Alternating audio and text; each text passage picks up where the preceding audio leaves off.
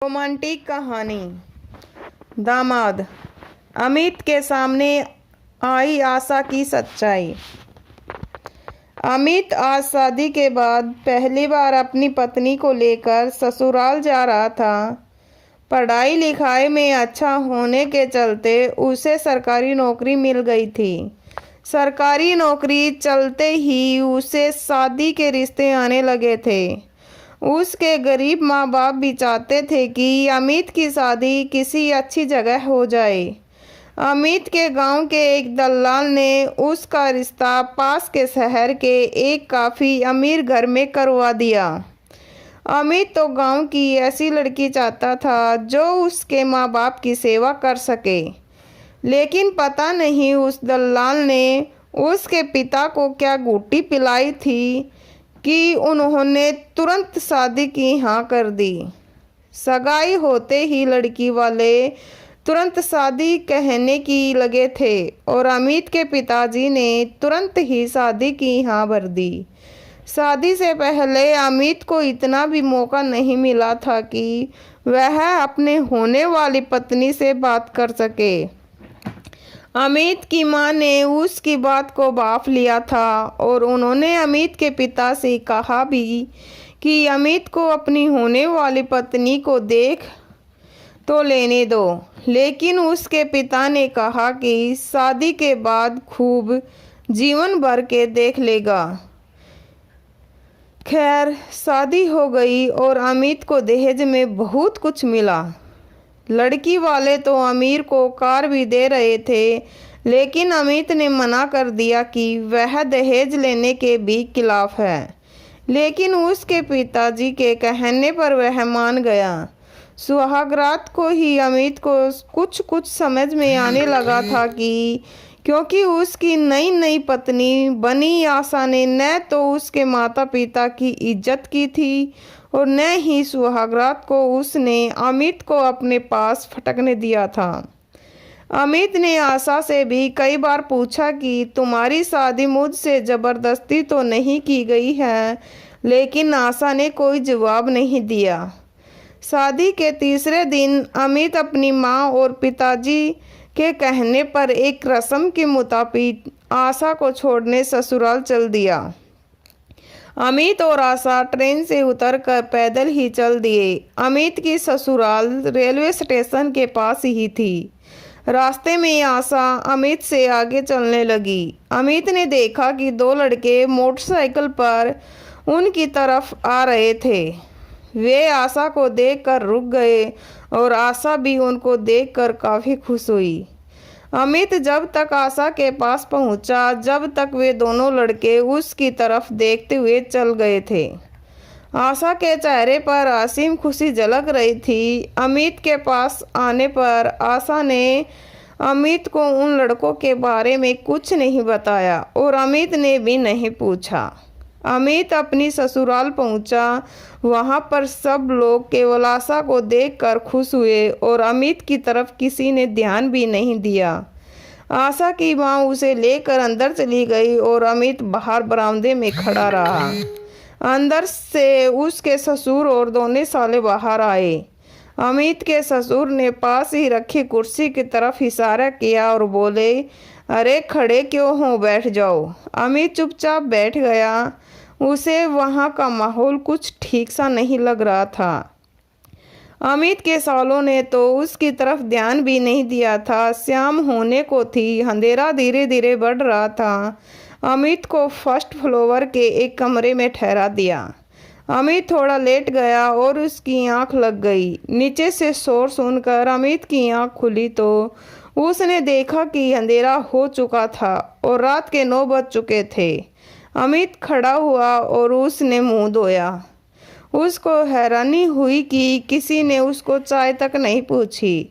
अमित उसे अपना वहम समझकर बोलने की कोशिश कर रहा था, लेकिन दिमाग तो उसके पास भी था, इसलिए वह अपने ही विचारों में खोया हुआ था। अब नीचे से जोर जोर के हंसने की आवाज़ आ रही थी। अमित के ससुर शायद किसी से बात कर रहे थे। अमित ने नीचे झाँका तो पाया कि उसके ससुर 2-3 लोग बरामदे में महफिल लगाए शराब पी रहे थे। अमित के ससुर बहुत शराबी पी रहे थे, इसलिए वे अब होश में नहीं थे। वे बोले, देखो मेरी अकल का कमाल, मैंने अपनी बिगड़ेल बेटी की शादी कैसे एक गरीब लड़के से करा दी, वरना आप लोग तो कह रहे थे कि इस बिगड़ी लड़की से कौन शादी करेगा। इतना कहकर वे जोर से हंसे और बाकी बैठे लोगों दोनों ने भी उनका साथ दिया और उनकी इस बात का समर्थन किया। अमित के पैरों के नीचे से जैसे जमीन खिसक गई। तभी अमित की सास आई और उसके ससुर के कान में कुछ बोली, जिसको सुनकर वे तुरंत अंदर गए। अब अमित को समझ आ गया था कि उसके ससुर ने ही अपना रौब दिखाकर उसके पिताजी को डराया होगा और उसकी शादी आशा से करा दी गई। तभी उसके पिताजी उसकी शादी में उसके सवालों का जवाब नहीं दे रहे थे। अमित का सिर चकरा रहा था। वह तुरंत नीचे उतरा और अंदर कमरे के दरवाजे पर पहुंचा। अमित ने अंदर देखा कि आशा एक कोने में नीचे ही बैठी है और उसके ससुर उसके पास खड़े उसे डांट रहे हैं। उन्होंने कहा कि अब वह किसके साथ अपना मुंह काला कर आई। अमित को तो अब बिल्कुल भी समझ नहीं आ रहा था। ऐसा लगता था कि उसकी शादी किसी बिगड़ेल लड़की से करा दी गई है और उसका परिवार भी सामाजिक नहीं है। तभी उसकी सास ने आशा के बाल पकड़े और उसको मारने लगी। आशा बिल्कुल चुपचाप थी और वह अपनी पिटाई भी बिल्कुल विरोध नहीं कर रही थी।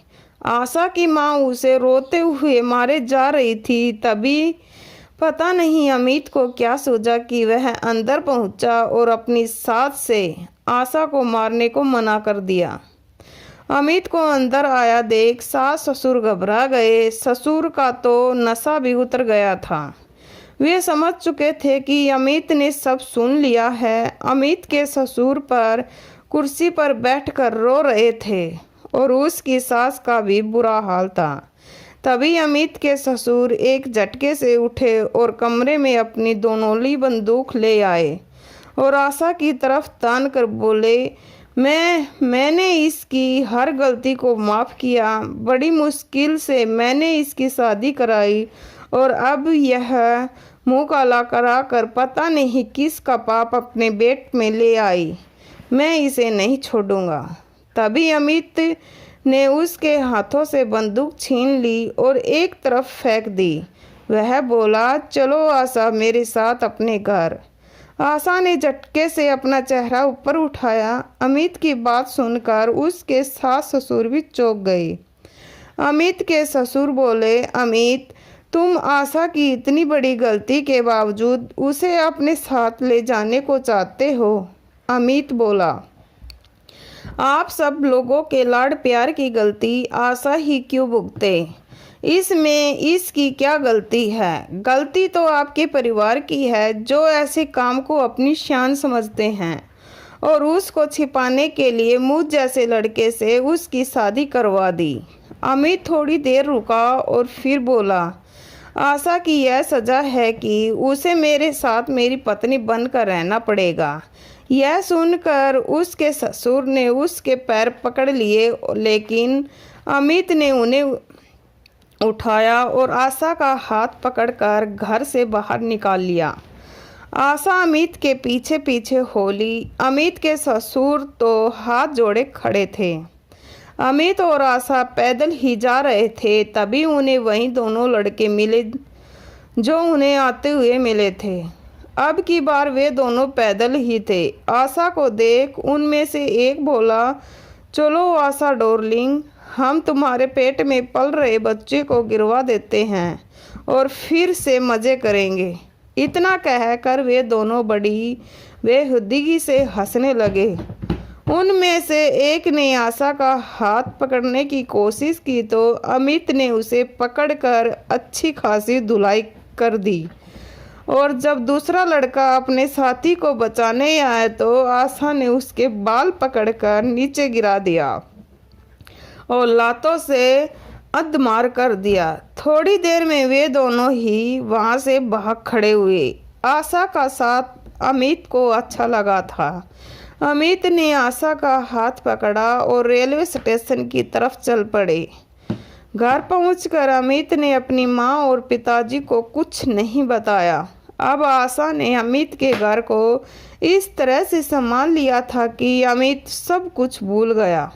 आशा ने जब उसके पेट में पल रहे बच्चे को गिराने की बात कही तो अमित ने कहा, इसमें इस मासूम की क्या गलती है। आशा अमित के पैरों में गिर पड़ी और रोने लगी।